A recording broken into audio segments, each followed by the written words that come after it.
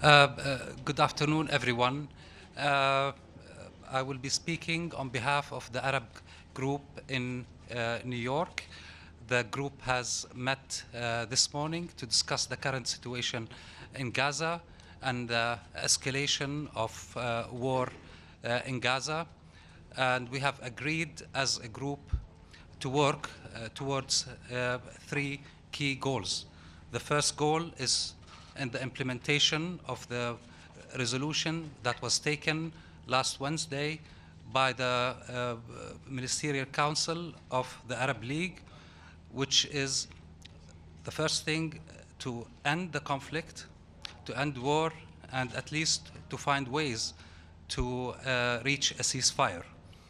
The second aspect is to facilitate humanitarian access into Gaza in order to avoid the calamity and the catastrophe that is happening now before our eyes.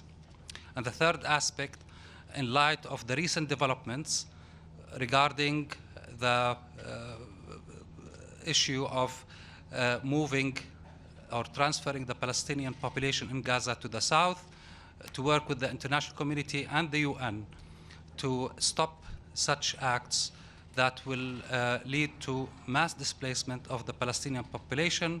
We are talking about figures which are beyond 1.1, 1.2 million that are asked by the Israeli army to vacate North Gaza. This is mass transfer of population that the group in New York will be working with the United Nations and the international community to stop. I now give the floor to the permanent observer of Palestine, Dr. Riyad Mansour. Please go ahead.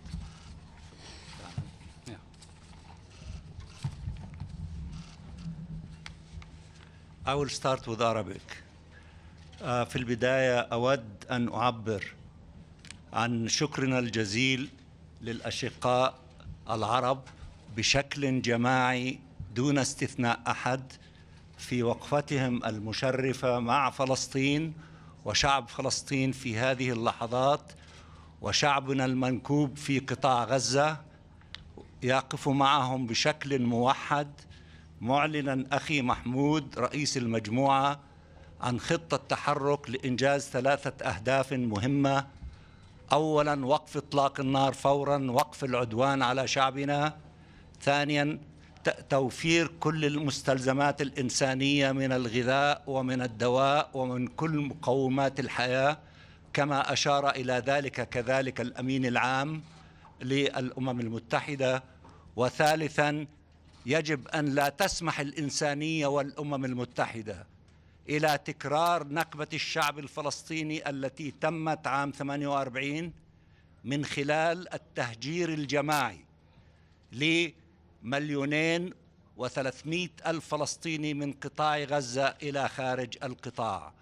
الخيار الذي تعطيه سلطة الاحتلال لشعبنا في غزة إما الموت أو التهجير الجماعي، هذا وصمة عار في جبين الإنسانية والأمم المتحدة ومجلس الأمن.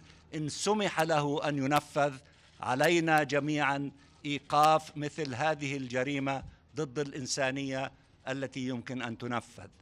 وبعد أن ننتهي من هذا المؤتمر الصحفي معكم، وبعد أن ينتهي مجلس الأمن من أعماله في الجلسة المغلقة، سنبدأ في تنفيذ ما ذكره أخي محمود رئيس المجموعة العربية وسفير المملكة الأردنية الهاشمية في تنفيذ خطتنا باللقاء أولاً مع الأمين العام للأمم المتحدة الذي عليه مسؤولية أخلاقية أن يساهم بدور شخصي من موقع الأمين العام للأمم المتحدة في وقف هذا العدوان فوراً للسماح للمساعدات الإنسانية أن تتم.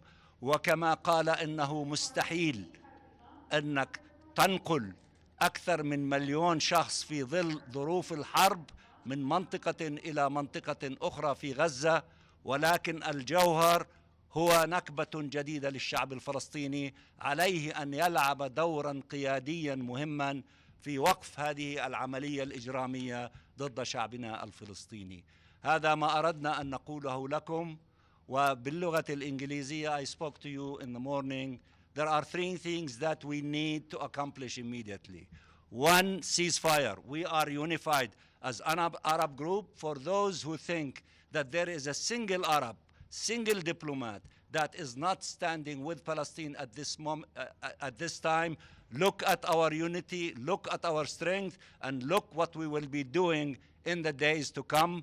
All of us are united to stop this carnage against the Palestinian people now, to allow for humanitarian assistance and passage to the people who need it, food, medicine, all the elements that is needed for staying alive. We need to save human lives, and we need to save it immediately. And the third thing that we need to do, we should not allow, as humans, and as defenders of international humanitarian law, and as UN, and as Security Council, to allow, after 75 years of our first Nakba, another Nakba to be fallen on our people by depopulating the Gaza Strip of its 2.3 million and to throw them outside to Egypt and to make it an Egyptian, problem. That should be rejected.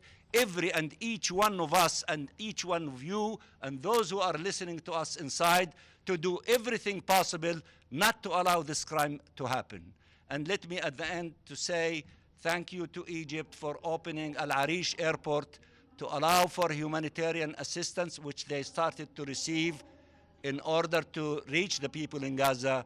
And thank you to our brother in Jordan, because His Majesty the King, with His Excellency the President of Egypt, along with President Abbas, all of them are doing everything that they can with the global leadership, including with Secretary of State Clinton, in order to Blinken, in order to tell Israel to stop this war immediately and to allow for the humanitarian assistance to take place, and not to allow them to implement ethnic cleansing against 2 million plus Palestinian civilians. And I thank you very much.